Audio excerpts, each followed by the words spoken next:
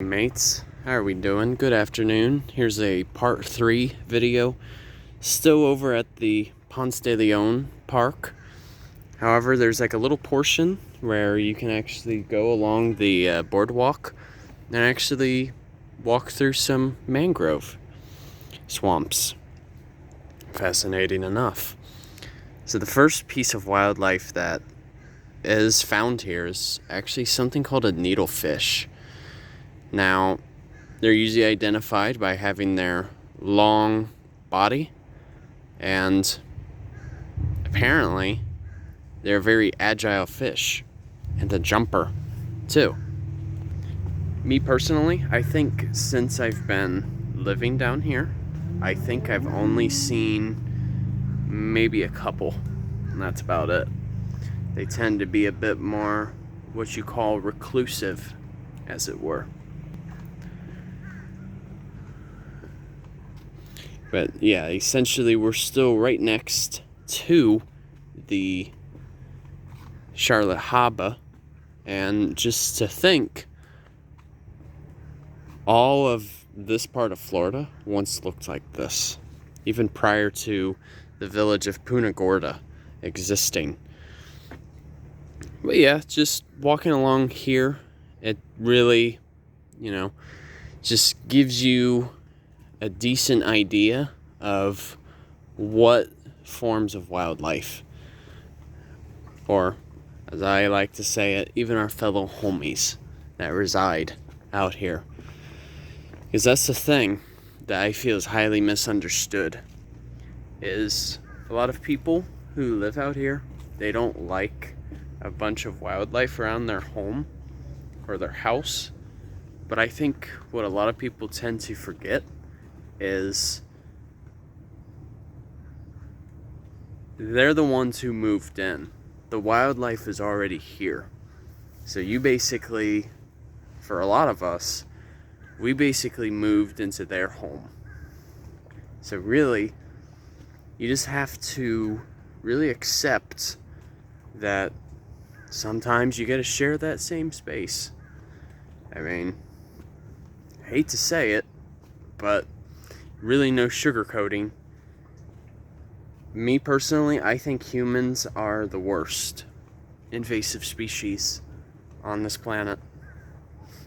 There, I said it, but it's true. Snowy egret. I mean, just think about it. Hold on a second. I mean, just think about it. The amount of development that's happening, not just in Florida, but throughout the world. None of it is natural. So yeah, snowy egret. Slight change of subject, but it's true though. Snowy egret. They were a bird that was once highly sought after when it came to the subject of plume hunting, especially back in the late 1800s. So, a lot of their plumes, which is just their feathers basically, they were sought after in the fashion industry. So what would happen was the hunters would kill off a lot of these birds to collect their feathers, because oftentimes women, especially back then, wore these hats that had the feathers. So it was just a big fashion industry. So at the time there was way too much overexploitation. But what was actually fascinating was this actually helped with the formation of the Audubon Society that now exists in the United States, in each state. So what happened was the state actually allocated to have 2 separate individuals to act as wardens for the Audubon. In other words, basically to protect the wildlife in a given area. And, you know, at the time, it was very controversial because for some people it was their high means of income. Sorry about that, I was passing a group of people. But as I was saying, these two individuals by the name of Guy Bradley and Columbus, his first name is Columbus, but I can't remember his last name right off the top of my head. Columbus actually protected like this part of Florida, like northern Charlotte Harbor. But then Guy, he was actually based down in the Everglades. He protected a lot of land, both of them did. And unfortunately, Guy down in the Everglades was actually killed. And then Columbus just mysteriously disappeared. No one really knows what happened to him. My guess is he must have been captured and was probably killed. But it was really after their murders as to when the Audubon and the state of Florida really merged together to form these, well, legislative bills and laws to protect the wildlife down here. So, really, if it wasn't for those two men, who knows how wildlife would be treated down here. Now, what's fascinating is where we're actually based, and this is the same location for the Peace River Wildlife Center. It's the education center, not the actual hospital. The hospital actually is in downtown Punta Gorda.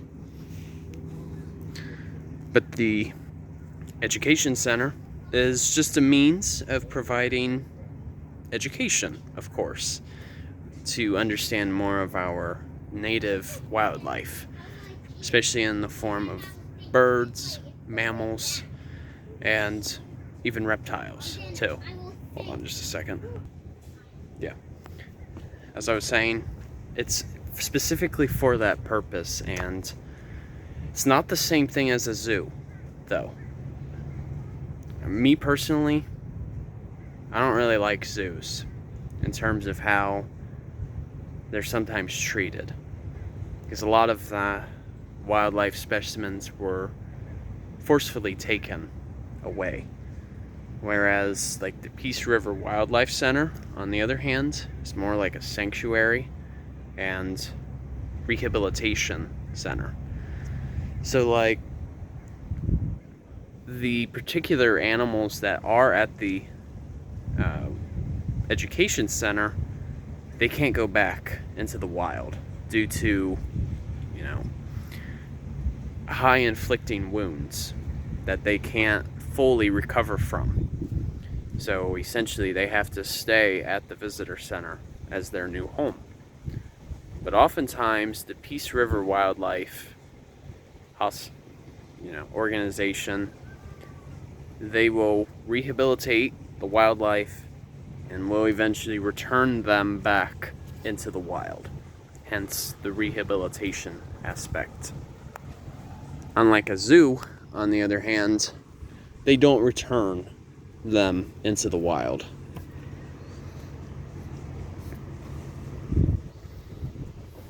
So, really, this is a nice place to visit, especially if, you know, you just want some nice scenery of the harbor and just having a better understanding of our native wildlife down here. Because, you know, it's crucial to just understand where it is you're visiting and what can be found here, and to also continue protecting our fellow homies for future generations to come. So, alright, you guys, take care, enjoy your Wednesday, and Journey on a Journey is outwards. Take care, folks. See ya.